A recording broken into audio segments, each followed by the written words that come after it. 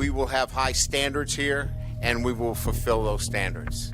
Brian Kelly arrived in Baton Rouge and wasted no time setting the expectations for his new football program. One with rich tradition and lofty goals, but looking to reestablish itself after 2 straight disappointing seasons. And after just 1 game, it certainly felt like LSU may be in for another rough year. Even members of the media seem to be doubting Kelly's ability to bring the Tigers back to glory. We'll open it up to this late arriving media crowd. I don't think it has anything to do with winning. I think it has to do with being on time. Then the pressure grew after a 40-13 drubbing at the hands of Tennessee in Baton Rouge. But as the saying goes, it's not how you start, but rather how you finish. The Bayou Bengals rattled off 5 big wins since, mauling rival after rival in the process before getting stunned in College Station. But even after that, they still have the chance to be kings of the conference in Brian Kelly's first season. But standing in their way, college football's final boss, the Georgia Bulldogs. A ferocious pack of dogs that has torn through its challengers all season long. Top 10 in total defense and total offense, not a weakness in sight. And in their line of vision, a second consecutive national championship, which no team has accomplished since the playoff era began in 2014. But this just might be the group to do it. I've been proud of what our guys have done, but I'm always looking for our guys to play their best, and our best game is ahead of us. The Dogs seek a dynasty. The Tigers are here to take down Goliath. It's all bite versus all fight. A championship is on the line in Atlanta, and the college football world will be watching on CBS. We are getting for that game and so many more. We are close to the end, and these guys are neck and neck. Last week, Brady, Danny, same record, 13-8-1. Brady right now 2 games ahead of Danny. A lot could change. How are you feeling going into this week? Not good.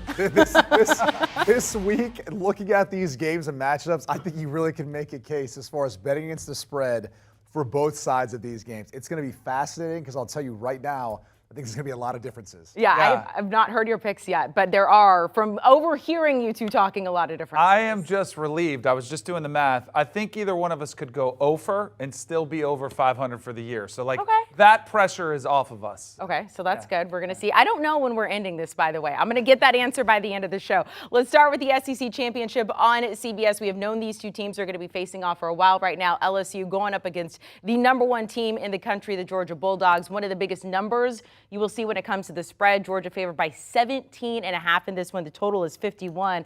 Brady, we'll start with you. I think this game's interesting in the sense that for LSU, there's really no motivation to get to the playoff. You can only play spoiler in this case because of their loss to Texas A&M, and I'll get to that in a second.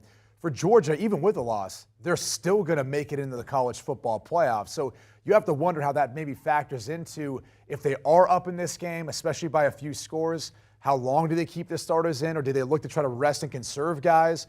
All those things start to factor in. This line is big, and I think it's too big to me, in part because it's an overreaction to what we saw last week, more with LSU and Texas A&M, and A&M really taking away any chance that LSU had of being a 2-loss SEC champ. Jaden Daniels has really come around, started playing some better football. He struggled to throw the football. We tend to forget. Texas A&M is the best pass defense in the country, not just the SEC, the country. A lot of people have struggled, in particular in College Station, throwing against Texas A&M. So that was kind of to be expected. I think this is one where, look, Georgia's going to win this game. We've seen them have some close calls this year. LSU's defense is playing much better. The entire team's playing with a lot of swagger. Just too many points for me. So I'm going to take the 17.5 points. Don't get it wrong. Georgia wins the SEC, but it's a little closer than people think. Isn't it weird that we're talking about conference championship games and we're trying to look at motive and who needs to? I mean, and there's a couple of them. Absolutely, yeah, because Georgia's already feels locked in, and I agree with you. I think they are. So I don't love it. I think optically, I wish there was a way we could figure it out where we could include these as part of the playoffs, but that's another conversation for another day.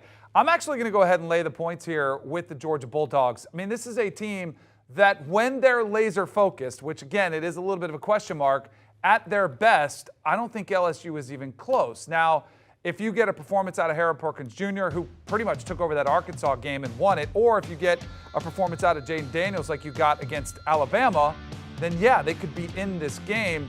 There's a couple things that concern me. This is one of the things I love about Bud Elliott on the Cover 3 podcast.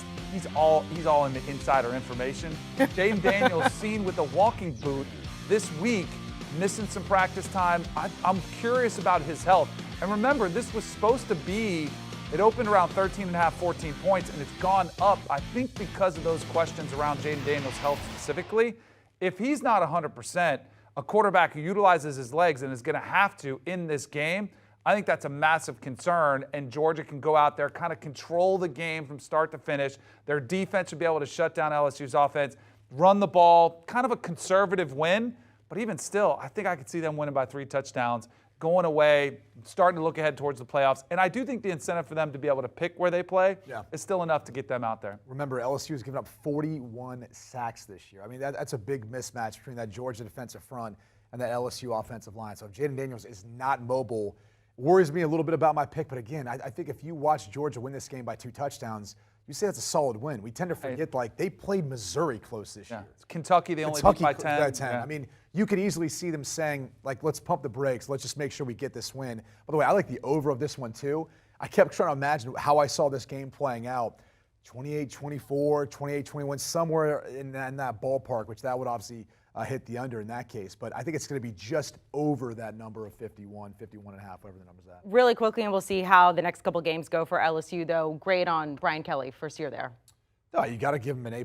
I mean, to be in the position now where they can play for an SEC championship, taking down Alabama in year 1, with the way he had to turn over that roster, there's a lot to be said for that. And they're just probably getting started. So now the question is becoming, can he take down the next Goliath within the SEC? Because we do kind of look at this as saying, is this a passing of the guards? Is this Kirby Smart in Georgia now, especially if they win the SEC championship and go on to win back-to-back national championships in the college football playoff era? That's something not even Nick Saban has done. So you'd have to look at it and say, if they could figure a way of knocking down Kirby Smart, it'd be a feather in the cap just year 1 for BK. I'll say A- because of the loss to Texas A&M. Because if they had won that game, they still would have a shot. We would be talking about them potentially making the playoffs, and because they lost, they're not.